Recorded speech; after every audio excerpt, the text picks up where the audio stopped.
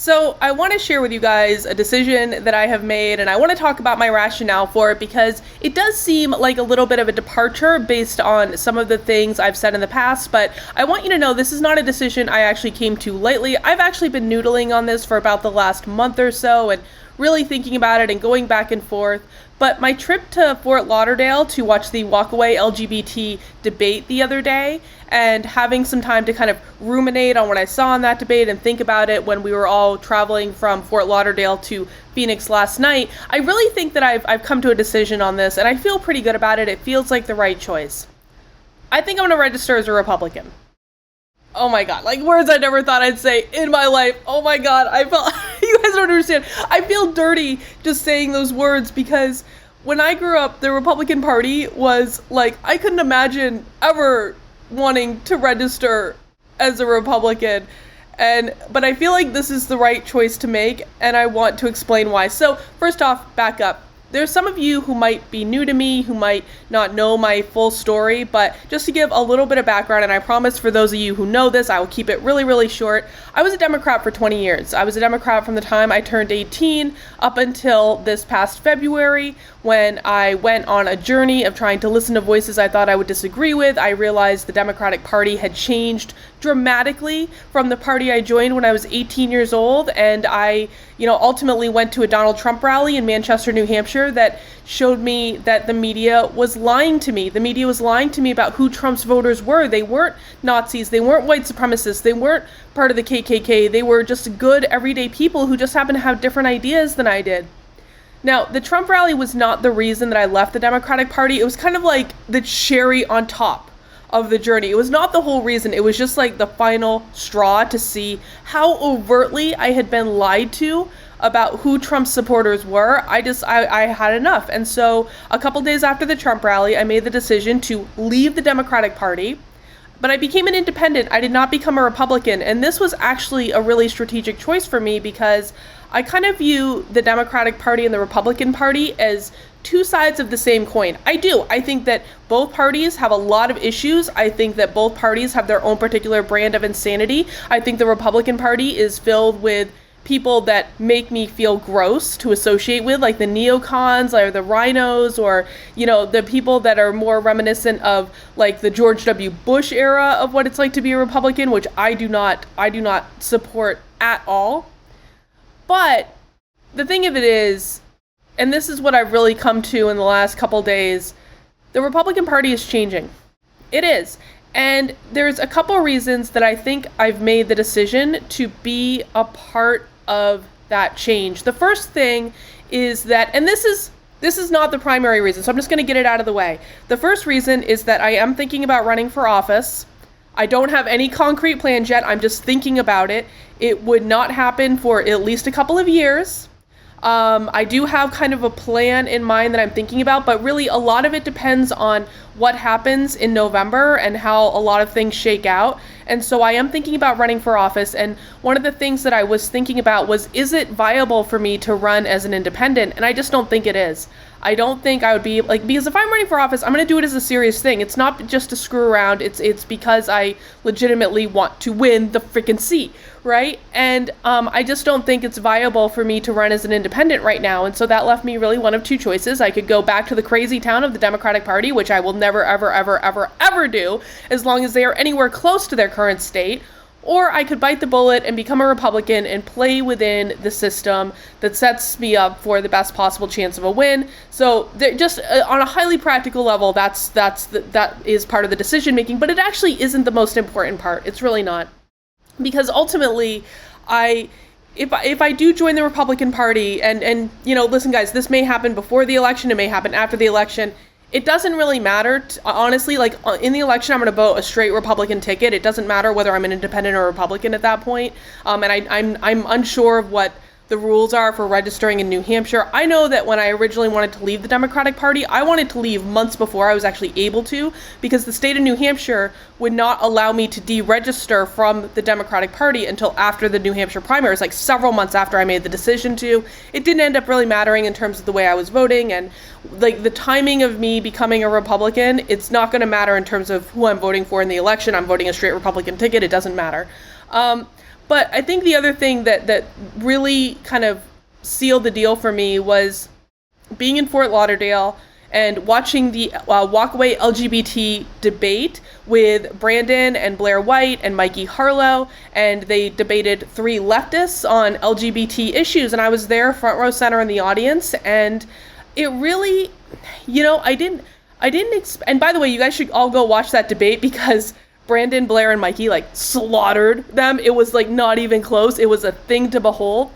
But one of the things that Blair said in the debate, she said, basically they were put in a position of having to defend the evil Republicans and how evil they are to gay people. And there were a couple things that were going on. First off, the people on the left side of the debate, they were so woefully misinformed about the current state of the Republican Party, where they still have in their heads that the Republican Party is the party that it was 20 years ago, that hated gay people, that didn't support gay marriage, that were doing everything they could to treat LGBT people as second-class citizens. Now, I'm not LGBT. I know a lot of people think I'm a lesbian. I am actually not. I'm married to a dude. I'm very happy with that decision. I've never been anything but a straight girl, as much as my image might suggest otherwise.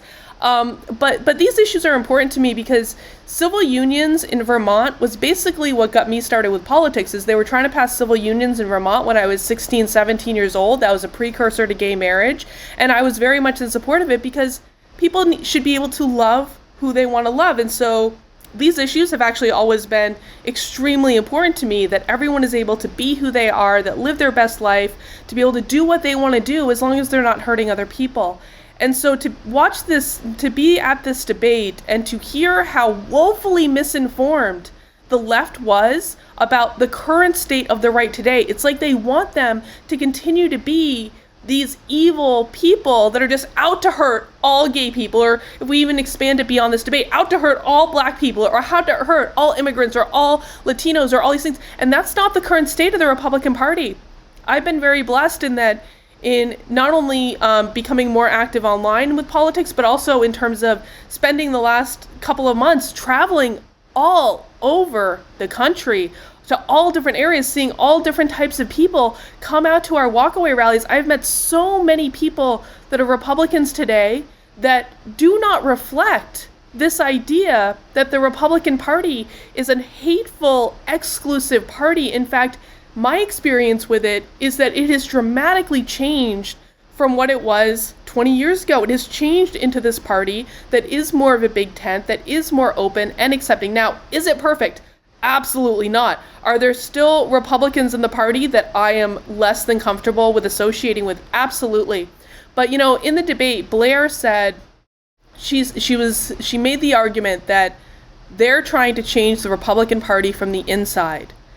And that really struck a chord with me. And it wasn't about defending the Republican Party as being a perfect party. It wasn't about, it wasn't about excusing the bad behavior on parts of some in the party. It was saying the only way to make sure this transition of the Republican Party that has happened because of Donald Trump, the only way to make sure that continues to evolve and continues to be a big tent is to be a part of it. And so this idea of changing the Republican Party from the inside, that was really appealing to me. Listen, you guys know I'm not a conservative, and I do not plan to just ultimately start agreeing with everything the party wants just because I become a member of it. That is not my jam at all. I'm still a very independent person. I have a mind of my own. I have thoughts of my own. But the thing of it is that in order to solve the challenges that we have in front of us, we need people who are able to have more rational conversations and look for ways to compromise. And I don't see that happening on the Democratic side of the aisle right now. I see insanity, and I do see it happening on the Republican side. So even though I might have different ideas about things like healthcare or immigration, I am also someone who I am really open to anyone who has a good idea that is ultimately going to lead towards the actual goal, that is going to fix the actual problem. And whether or not that comes from the Democratic side of the aisle or the Republican side of the aisle, I really do not care. I don't care. We need people who are focused on the goals, on fixing actual problems. And I've seen a lot of good ideas come out of the right just as I've seen the occasional good idea come out of the left. And so my mind is open in this regard. I absolutely accept that oftentimes, in fact, almost always, there's more than one way to skin a cat. There's more than one way to fix a problem. There's more than one way to meet a goal.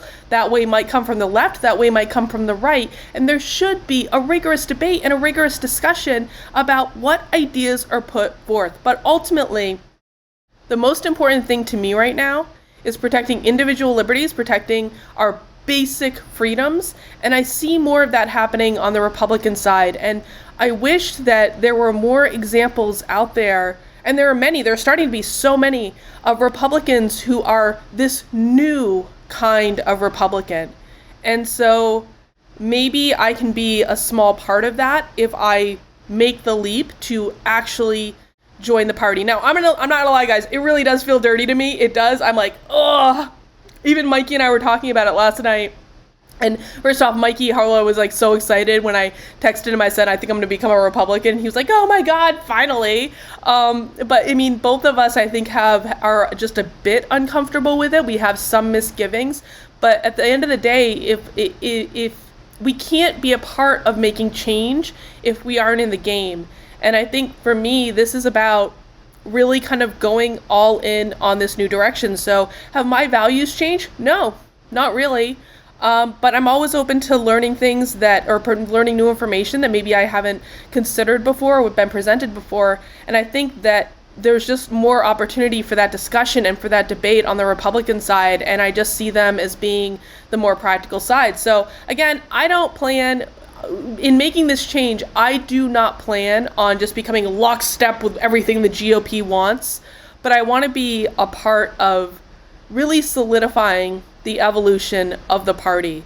I do not believe that it is the same Republican Party that I looked at with disdain 20 years ago, or even 10 years ago, quite frankly. It is a new party, and that is Donald Trump's doing, and there need to be more people that join the party that are willing to, really willing to fight to keep it this new party. Because listen, guys, maybe Trump's going to win in November, maybe he's not. I think he will. I think it's actually not even going to be close, but I could be wrong about that. Maybe Joe Biden will pull it off, or the Democrats will cheat, or whatever.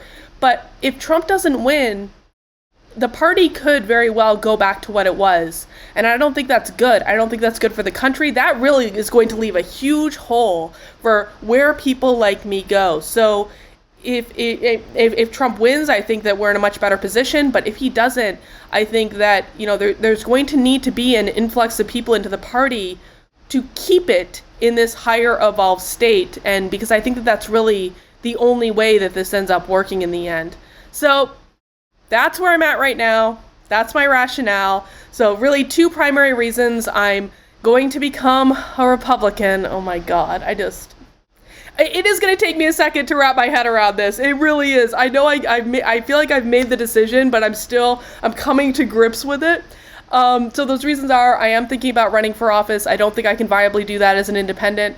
And number two, I really think that it is more effective to be a maker of change on the inside of something than it is to be on the outside of something.